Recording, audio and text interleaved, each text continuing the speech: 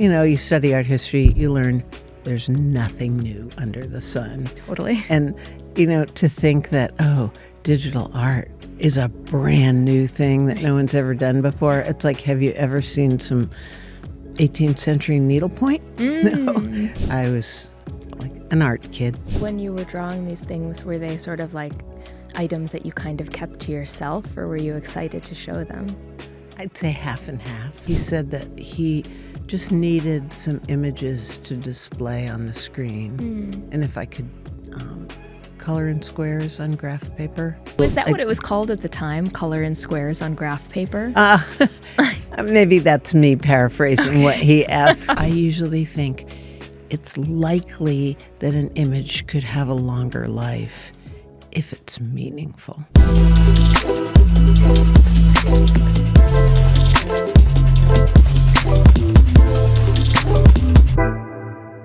Well, Susan, I'm so happy to be with you today. For those listening, I'm Ariel. I lead our marketing and communications. Susan, do you want to introduce yourself for our audience? Oh, thanks. Happy to be here at Ledger in Paris. And I'm Susan Kare, and I'm a UI graphic designer. When you were growing up, what were some of the first things that you used to sketch? That's a good question. I did draw all the time, and my mother had polio when she was pregnant with me, and it left one of her legs damaged. So we couldn't do sporty things together, so we did a lot of art and craft and drawing. I think I always doodled. This is probably irrelevant, but families with lots of children, and I would draw each one. And I always liked drawing animals and patterns and fashion. I was like an art kid. And when you were drawing these things, were they sort of like items that you kind of kept to yourself, or were you excited to show them? I'd say half and half. Okay. But, you know, I tried really hard in art classes I enjoyed it so much that any attention from that was probably welcome, but it's not as if I was out trying to... You weren't selling them on the corner. Exactly. Okay. Thanks. And was there... one thing I love about the way you describe taking in ideas and observations is it can come from an established artist, or it can come from the street sign or something you kind of catch in a moment. When you were growing up, was there sort of an artist or some kind of symbol that really created a spark in you? That's a really good question. I always loved going to museums, and I remember doing that as a kid. Didn't study art history till college, but... Is that what you studied in college? I did studio art, and then I went to grad school and did art history, thinking that I might want to teach someday. And because obviously the one ads weren't full of design jobs. I mean, what? Yeah, but the design category has evolved so much. Well, one thing that was very lucky for me was that we lived in Philadelphia when I was in high school, and starting at age 14, I worked at the Franklin Institute, which is a science museum in Philadelphia. And the director of exhibitions there was a man named Harry Laux, who had gone to Art Center and was interested in automotive design at the time. But after Art Center, he worked for Charles Eames. Of course, these names, wow, it was new to me. Yeah. But he worked on the World's Fair Pavilion in 1964 that Charles Eames designed. Yeah. And that really opened my eyes. That office was full of communication arts magazines and a stat machine where you could print out type. Yep. And I made a lot of, I was not exactly driving the creative process in that job. You were taking it in. I was making a lot of labels, and but I was taking it in, and that probably planted the seed that design was a profession. Yeah, and because when you sort of finish schooling and you've done studio art and then you've done art history, at that point, if you're thinking about teaching, how did you kind of end up in a different path? I thought that I wanted to work in either an ad agency or design office, and I can't say that I was successful in landing that because I actually hadn't gone to art school. I didn't have a traditional portfolio, and I was kind of saved by my high school friend Andy Hertzfeld, who was a systems programmer at Apple and one of the really early members of the Mac group. And at first he said, we were neighbors and we were friends, and he said that he could give me an Apple II in exchange. He was working on this new computer, Right. and he showed me a Macintosh, and he showed me how it could display pictures. And what was which your first reaction? Well, it wasn't that I was a computer science type person, but even I could get that, whoa, you could, they had probably uploaded some photos, and so it was visual, and that looked kind of interesting to me, even though I didn't really have even the breadth of knowledge to understand what a leap forward it was. Right. But he said that he just needed some images to display on the screen, and if I could color in squares on graph paper, he could. So I did a little. And was that what it was called at the time? Color in squares on graph paper? Maybe that's me paraphrasing what he asked me to do. But if he had said, what we really need are some bitmaps. But he did explain to me that to get the little image into the computer, how I couldn't do this now, how I could figure out the hex. Yes. And so that he could type it in, and then there was the... But was that the first bitmap you ever did? I mean, I joke that I used to have a little slideshow called like Pixel Design Through the Ages, because, and I had things like, you study art history, you learn there's nothing new under the sun. Totally. And, to think that, digital art is a brand new thing that no one's ever done before. It's like, have you ever seen some 18th century needlepoint? No. So I had needlepoint and mosaics and things like that. Yeah, in absolutely. I mean, there's certainly patterns made of squares in all kinds of architecture that reaches back. But it takes a new person to maybe bring it into the new form of technology. And I had liked doing cross stitch, and even now, if I were to give a talk about bitmap art, there's some beautiful, essentially 9-pixel high fonts in samplers from the 1700s that rival any bitmap typeface. I mean, they probably didn't have all 255 characters. I think not.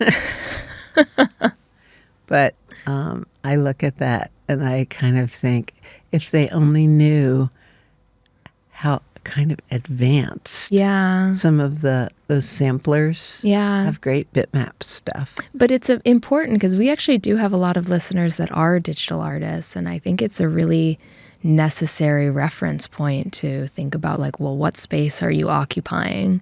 Like, what references do exist? Yeah, and I'm not saying that everybody should go look backwards. No, of course. But I think it's always good to remind yourself that most things are a continuum. Yeah, you're in a landscape. You can learn from that. But so when you were coming up with the first designs that you worked on, did it feel really intuitive for you?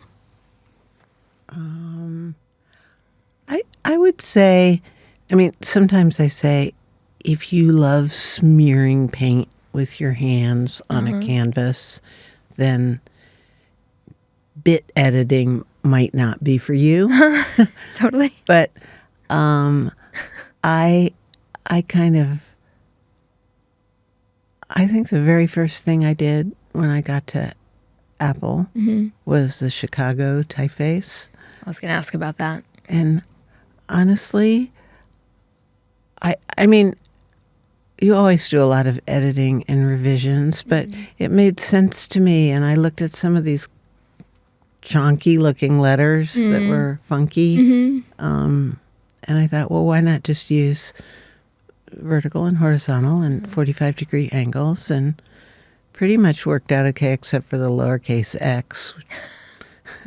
I mean, I used to use it a lot, writing school Chicago? papers. Really? Yeah, because I was from Really? Chicago. Yeah. And Oh, yeah. I thought it was so cool. And it also, I don't know if this is true, but as a young person writing on a computer then, it also felt maybe like it took up more of the page. I was like, That's so funny. I was like, I'm being when cool you had to do and clever. Yeah. a 2-page paper. Yes, exactly. Yeah. That's so funny.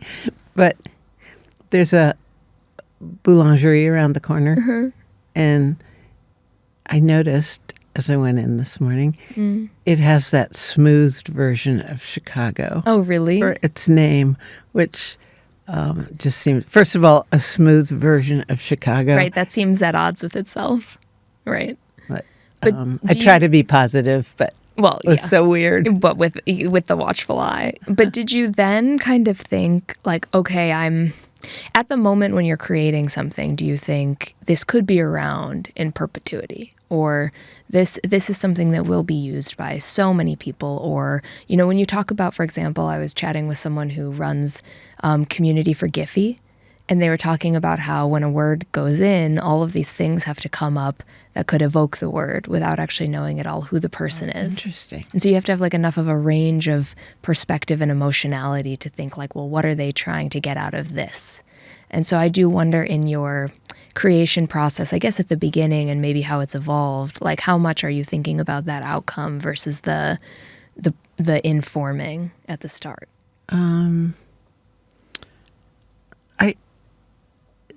Your first question, thinking about down the road, Yeah. I don't really think about that. Yeah. And certainly with the Mac, tried to, I mean, in a moment, I try and do a good job. I always feel like this isn't an exact science.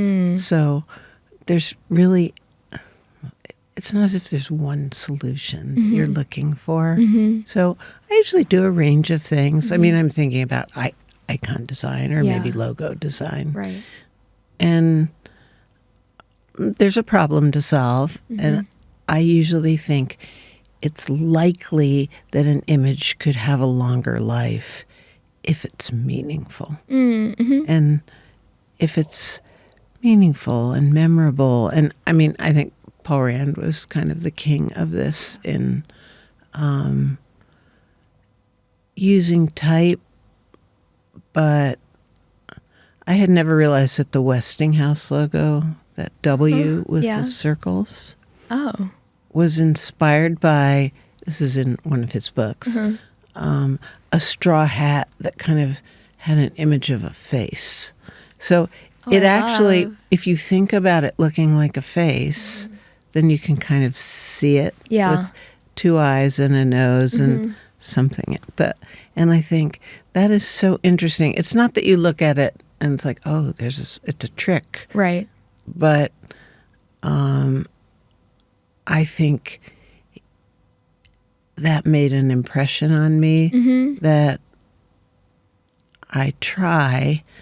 You know, there's a company, and if its name starts with S, a lot of times, you know, you'll just see an S. Like Paul Rand would have done something where, like, he has Morning Star, and there's sort of an arc that looks like the sun rising, and just using imagery so that there is something memorable about it. And I mean, this is something I say. It's like nobody seems to need to redesign the stop sign every 2 years. Like, I love you saying that because it is so true. It's like, I guess I am, to answer your question, I'm trying to make something that won't be obsolete immediately. And I know that's like one reason I learned the hard way. Don't draw an image writer printer with paper coming out of the top with holes on the side. Right. Because if I had done that and made it simpler, it would probably still look like a printer. But interesting. Right. It's better, I think, if possible, to represent printing or storage instead with a metaphor instead of so it's more about the core than the outcome. Okay. Interesting. So, and I guess I believe if you do that, maybe something can have a longer life. Yeah. I mean, it's so funny to me. There still are products that have a floppy disk to represent storage. I mean, when I was first told about Tony working on a project at Ledger, the way I understood it mentally was like, oh, sounds like it's going to look like a floppy disk. Like that was that was my first, because do you remember there was that period where the floppy disks were almost translucent and colorful? And those were cool, and that was my, excuse me, they were cool. They were It was much more interesting. But do you see it as your career has evolved? Because a lot of designers and artists look up to you. Is it now, do you think about longevity differently than you did then, or this has always been sort of a carry through? I mean, that's gracious of you to say. It's not gracious, it's factual. Well, all I wanted to do really wasn't, when I thought about the future and what I wanted to do, it wasn't like, I want to influence the graphic design industry. And sometimes I think, whoa, when I came out of Apple, I decided I would take a year and see if I could be an independent designer. And I thought, if it doesn't work, I'll just get another job. Yeah. And, somehow, job by job, I was able to make a living and be independent and be able to work out of my house. I mean, I was not taking care of my kids during the workday. Yeah. But I also wasn't gone from like 8 in the morning till 9 at night, which I used to, most of the jobs that I had. Yeah, would do. And took a lot of time. What's your perspective on taking feedback? Oh, well, I remember in 10th grade, my 10th grade English teacher said, if you ever have a job interview and you're asked for your strengths and weaknesses, a good weakness to say is, I don't take criticism that well.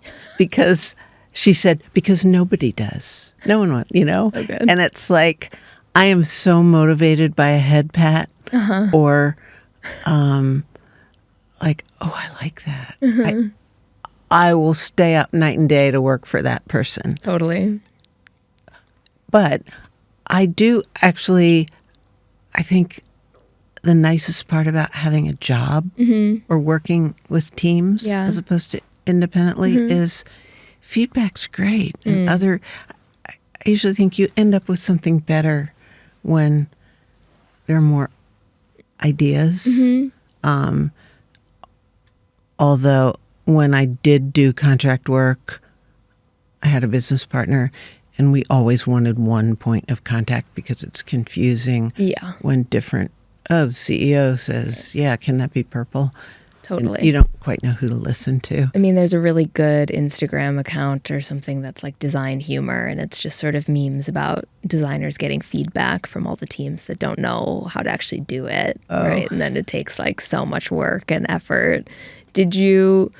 I totally get what you mean. Or sometimes I think, have I ever had a job and asked, well, we want something like the Apple logo, where they haven't said something like that. And I think, well, do you know how much money is spent on, and how many people work on? It's not just like something you draw. No. And probably one of the last jobs I did, I want to tell this story so I hope this isn't too rambly. No, I'm loving it. But, came in, presented for a logo, and I felt pretty good about the range that we had and that they made sense, and we had different things that made sense. And it was the marketing team and the CEO, and they said, oh my God, we love them all. Like, it's just going to be so hard to pick one. And I felt so good, floated out of there, thinking, and we're done. Right, totally. And then on Monday, I got a call and was told, I can't remember if it was the CEO or it was a pretty small company, one of the other people, and said, we're not sure any of these icons is a future classic. And so we'd like to see a few more. I felt a little deflated by that feedback. Yeah. Because, well, first I thought, is your product a future classic? Right. Because it's not really just... Right, the logo itself isn't on its own. The thing. Yeah. And I kind of struggled with that, and it made me think, well, some of the best known logos, like I thought Coca-Cola. If you had just seen that Coca-Cola, you don't think you could say, hey, it's a little hard to read. And is the script kind of feminine? It's just, I think you can look at anything that's a classic and imagine being back in the room the first time you saw that. Like, what exactly does that swoosh, does that check, like that rounded check mark? Yeah. Like, why is that good? Right. No, absolutely. And I think, well, obviously how they used it and the product was revolutionary. Right. And all of it coming to life. So your question about criticism made me think about that. But in general, and the place where I work now, I really respect my colleagues, and I really like that, a lot of my colleagues are younger than I am, and I love their perspective. It sometimes brings something. I push back a lot to have something that means something. Yeah. But I love the collaboration and the input. Yeah, I think it came through a lot when we were working on our project together. You were really very clear, like you wanted collaboration, but you wanted really good entry points. Like, you were like, okay, I could go in a lot of different directions, and it's great that you trust me to go in a lot of different directions, but I actually do need like a couple of narrow starting points. Do you feel like constraints are helpful for kind of creative production, or? Yes, and actually the experience of working with the Ledger team was kind of, honestly, a best case, I thought, because I received and we discussed the customer profiles, and I could see that a lot of work had gone into that. And it wasn't just me imagining the typical user, and that the typical user of crypto, they're not all the same. Right. And also, I think what's really special about the badges is I do think sometimes when people talk about crypto or money, it feels very unpersonal. And so I think this brings a lot of humanity back into something that otherwise can feel so separated as a form of technology, because so much of consumer electronics we actually assume does have a relationship to your daily life.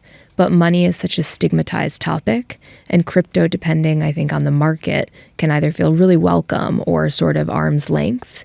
And so by kind of bringing in, I think, these bits of personality, you're reminding people like, no, hey, this is doing something because you're a human being and you have choice and you want to carry something around with you that's going to make this maybe feel a little bit easier or represent you in a way that makes it a little easier.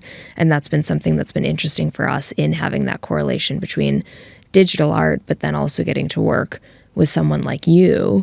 And one of the prompts from Tony, obviously, Tony Fidel, godfather of the iPod, board member at Ledger, advisor to us, helped make Ledger Stacks, now helped with the Ledger Nano Gen5. You've gotten to work with him. He's a legend. He is a legend, as are you, in a few different iterations. Do you feel like the way you work together at Apple is the way you work together now in conversation?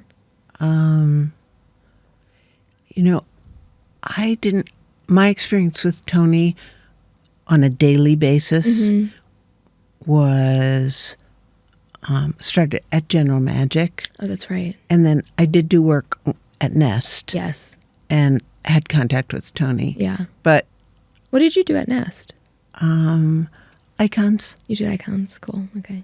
And for heat and cooling and that was you. Just some okay. Some things that have to, sometimes you do things as a contractor. Yeah. The difference being a contractor and being at the company. Totally. But I really enjoyed the job and I enjoyed the people. I Yeah. enjoyed having some contact with Tony. Yeah.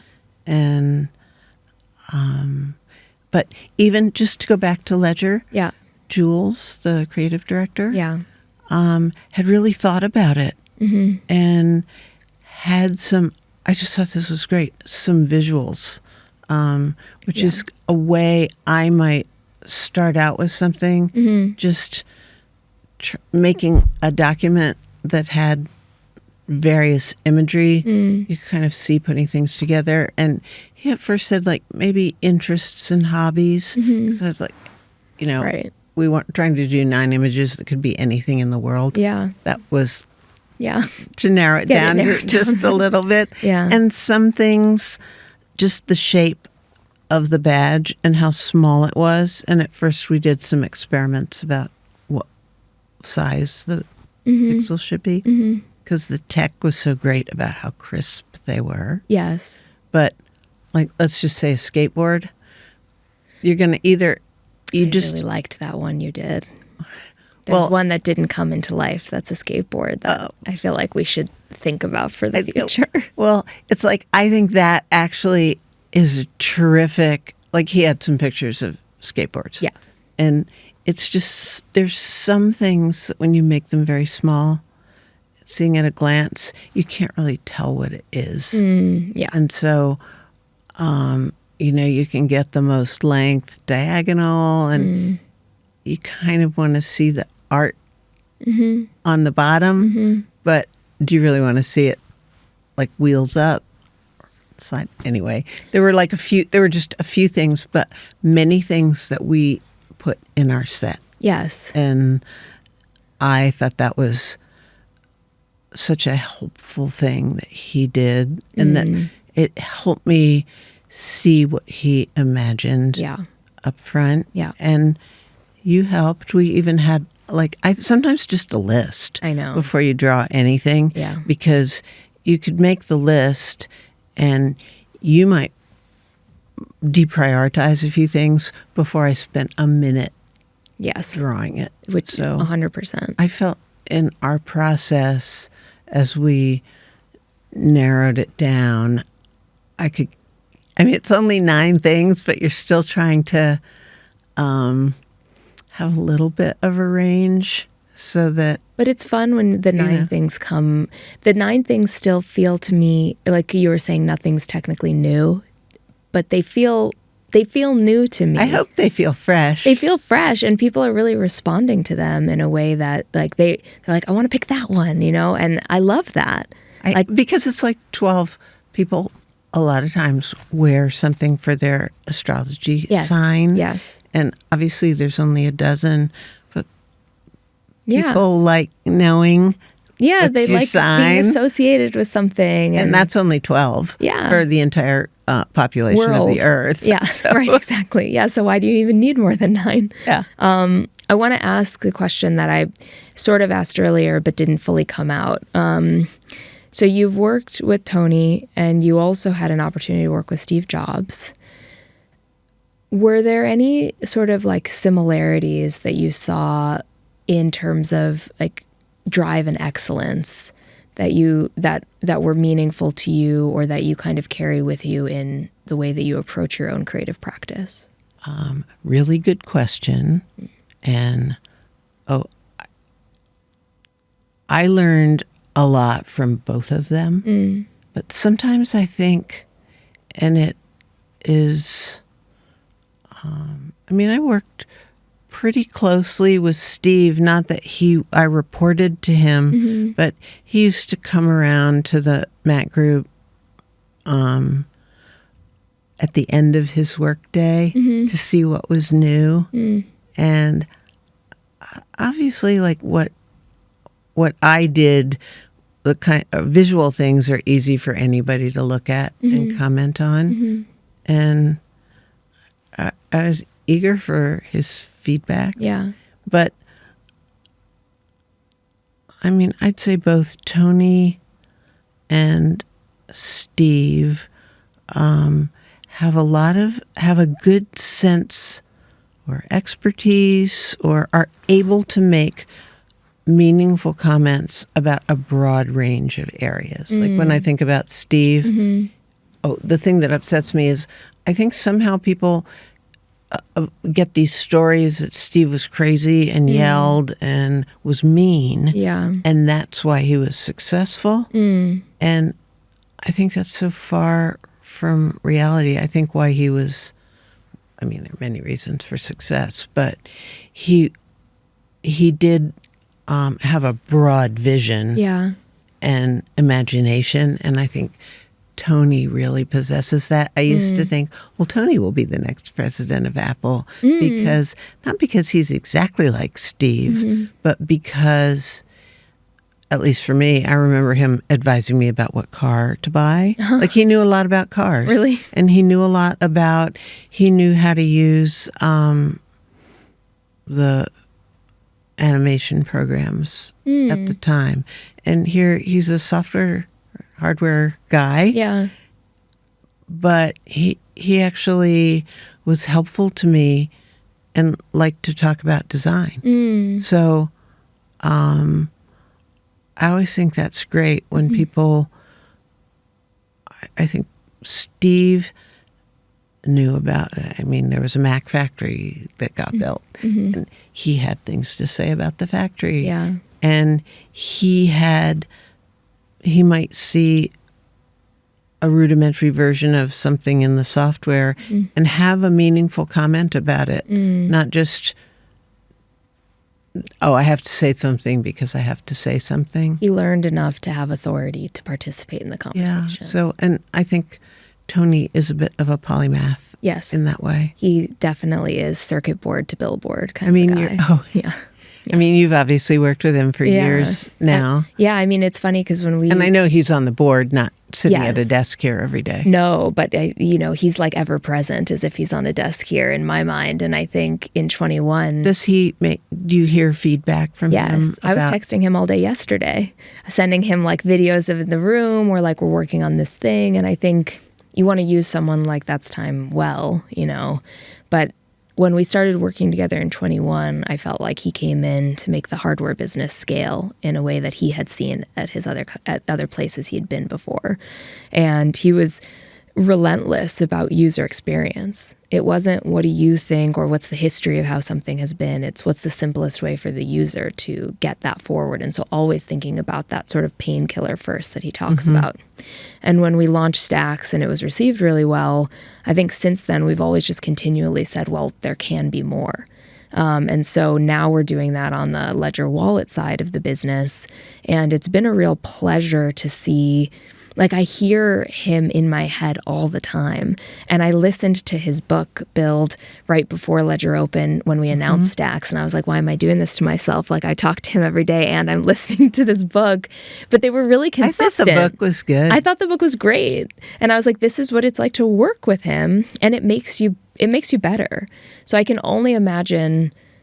But you, it's funny because your work style, I would say, as a person is, you create space for people to share, and you're like, you don't take up the whole room, but you could, and your ideas like really, they like seep through in this really soft way where all of a sudden I feel like they're just coming up back to you or something, and it's super interesting to be able to work with such. I think what's been really interesting as someone who's evolving in their career is working with people who are so established, who are still trying to learn. Like that's something that's very clear to me. Like Tony is still learning. And I think he would say that too. Like that he is open to. But you also, like you've worked on, I mean, we were talking about this, but you've worked at the precipice of every single large consumer electronic adoption, even the Facebook project. And I think it's really interesting. Like you could have said like, oh no, I just want it to be this one way. But you take your practice and you adopt it to all of these different mediums. And that, I think, is a great framework of advice for anyone going into their field, you know? I mean, it does seem, I like to surround myself with people who are open to jumping on new things. And I think Ledger, it's actually been great being here this week. I'm so glad you came. Oh, really great to meet everybody in person. Yes. And even, do you remember yesterday we were just standing there with Jules outside the green room, slightly brainstorming about some, like a little swag. Yeah, some things that people who are listening might see in the future. And that was so fun. Yeah. Real time to just be tossing around. So, and I actually, you know, without trying to be, you don't know what it is, but not really talk about it. And it's not, that was pure fun. I liked that a lot. I agree. And I thought I was thinking about everybody in the conversation had something to say that would make it better. Yeah. And how fun is that? 1,000%. And I was blown away when I walked into the building and saw those icons, the lit up icons on the wall. Yeah. They're kind of amazing. Like it just took a little thing and made it. It's like you guys ran with those very. I would say I feel good about the icons, but like modest. So they are what they are. Yeah, but they're amazing. We were so excited. We were like, these are the story. This is evoking the fact that like our users are at the front and center of what we're trying to build. And it helped us bring play into something that, you know, we always say that like Ledger should feel like a more of a utopic place in tech. Than so much tech conversation today is so dystopic, and the colorway is very dark. And people are afraid of it. People are really afraid of it. And like AI is going to take my job. Exactly. Exactly. One of my sons said he works at a big company and they're doing a lot of learning about really good ways to use AI to ask questions and get foundation, you know, with a not like the word of God, but right. And he said this thing to me, which is AI is not going to take your job. A person who understands AI could take your job. So with the idea of understand it, don't fear it. I think that's actually probably the perfect way for us to end, because you're right. Understand it. Don't fear it. Like crypto, like all of the ways that the world is changing. And I love how we started the conversation with you talking about pulling from inspiration from centuries ago, because I agree with you. I think, you know, emotions don't change, boundaries change. And it's like, how do you pull that through from a creative perspective in practice? And I think, Susan, you're such a beacon of that. And I just want to thank you for being at the heart and center of this launch, but also thank you for everything you've done to make technology have joy. So thank you. Thanks. But also, I know we're ending what you said yesterday. Nothing starts with no. Oh, yeah. First of all, it dawned on me later that the word nothing actually does start with no. Because oh, you're right. I hadn't even thought about that. I hadn't really thought about that. That's and I great. thought, oh, is that what she meant? Oh. No, but it's like, yeah, assume positive intent. Yes. And yeah, and you can get it. I liked how you talked about that and your collaboration in the past where you could put an idea in motion if you just went for it. 100%. And I think more people should try. But still, it's like Tony. Andy helped me get into Apple. It was so wonderful to hear from Tony asking about this project and then get to work with you and the team. So thank you. Well, thank you. And thank you, everyone, for listening. And that's another one of our wonderful conversations for our time at Ledger Open with the legendary Susan Kare.